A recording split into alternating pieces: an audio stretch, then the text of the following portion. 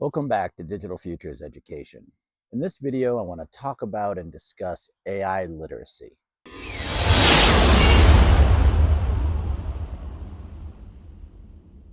And what that means to students and those in their careers, and get a better handle on exactly what AI literacy means.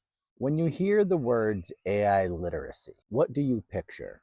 We all might have our own idea of what AI literacy means. But according to researchers, real AI literacy is not about using it to write code or using it to get specific product training. It's about critical thinking and problem solving. Think about this. By the year 2030, 70% of the skills we use in our jobs are going to be changing. And AI is going to be the main driver for that change. Many routine and step-by-step tasks that you used to complete just using a computer, like basic data entry or writing emails or drafting simple reports, are going to be automated. This means that when you enter the workforce, employers will expect you to work side by side with AI. And this will be as a skilled partner from your very first day, using it to be more productive than to be replaced by it. And many organizations like UNESCO, the US Department of Labor, and the Business Higher Education Forum have all come up with frameworks for supporting a better understanding of AI literacy. These frameworks don't define it as a narrow area of science study focused on those who mainly work in computing, but it's framed as a key skill that every student and person in the workforce really needs. The first part of it is understanding how AI really works, how you can use it safely in your life and in your work, and also knowing when to question what it tells you. So now let's begin to break this down.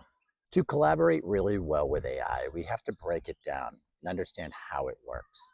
One of the first mistakes people make is when they use generative AI, they treat it like a perfect answer machine, one that makes no mistakes. They treat it like a definitive database of absolute truths, and it's not that at all. Let's first understand that it's not a database. Think of modern generative AI as a massive probability engine or a high-tech guessing machine. When you ask generative AI a question, it doesn't look for a pre-written file.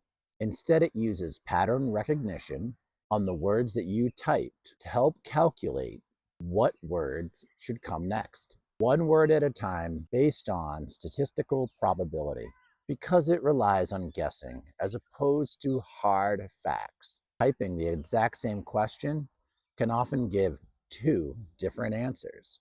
To better understand how this works, we want to think about the difference between training and inference. Training is when engineers provide massive amounts of data into the model to help it learn, and it helps learn patterns and mathematical boundaries. Inference is when you use that trained model in real life, typing a prompt and getting a real-world output.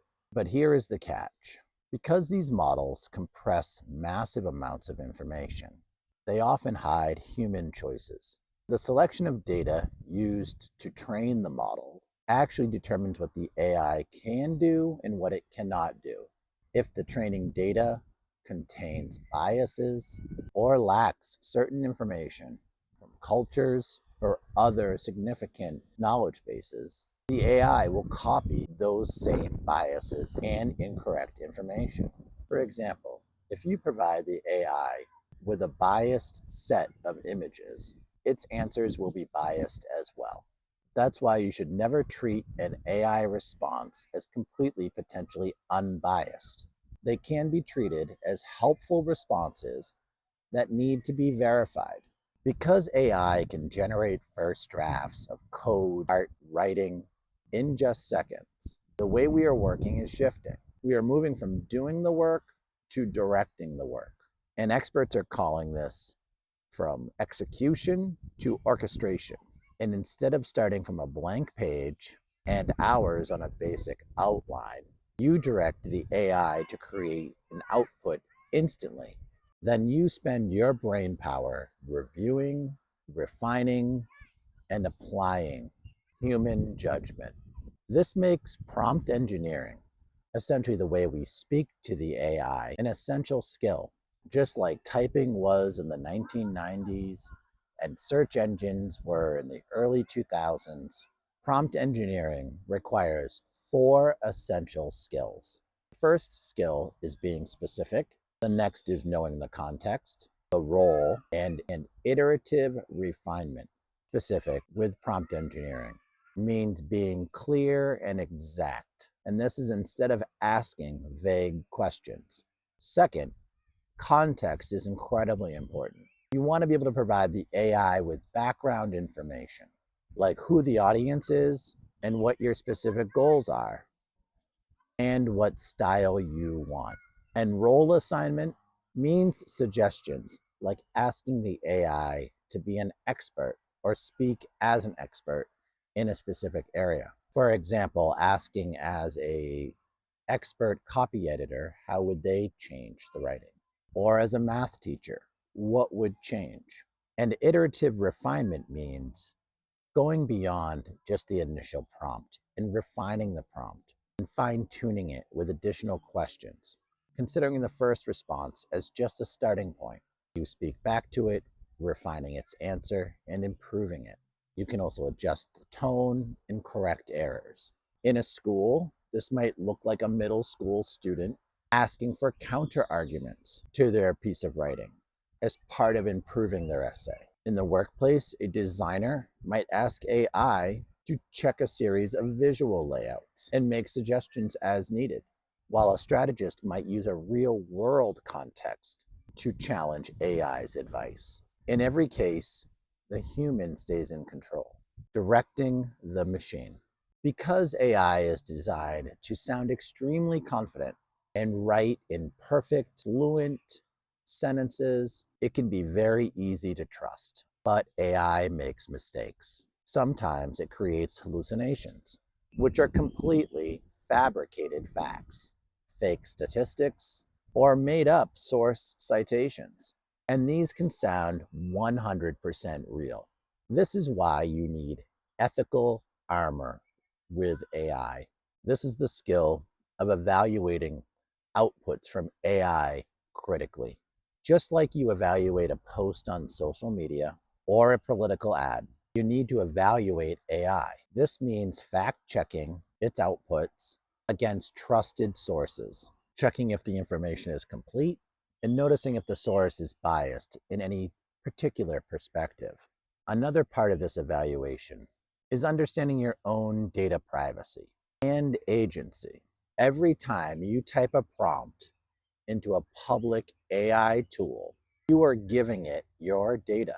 If you type sensitive personal secrets, private school assignments, or company files into a public model, that information could be shared without you knowing.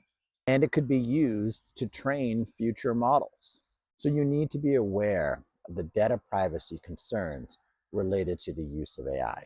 AI literate students and people working in their careers understand how to set boundaries with the use of AI and the information that they put into these public AI models. And you shouldn't share proprietary, private information with these models. The most important rule is human accountability. The frameworks from the Department of Labor and UNESCO focus on this human accountability. They make it clear that we are responsible both ethically and legally for how we use AI. AI is a support tool, not a final authority. We must never make high-stakes decisions with the use of only AI, like bank loan decisions or other high-risk decisions. Other high-risk decisions are grading students' materials automatically or evaluating job candidates. Those should not be done solely using AI. A human must always review and evaluate the logic and take full responsibility for the final outcome. The AI tools we use today are going to look completely different in just a few years. Specific tools like ChatGPT, Claude, Copilot, or Gemini will constantly change or be replaced entirely. If we only learn how to use one tool, we put ourselves at the disadvantage of not having the adaptability to learn other tools and understand how they can be used. And tools are going to become outdated extremely quickly. And remember, true AI literacy means being brand agnostic, understanding how AI works more than a specific brand or learning model.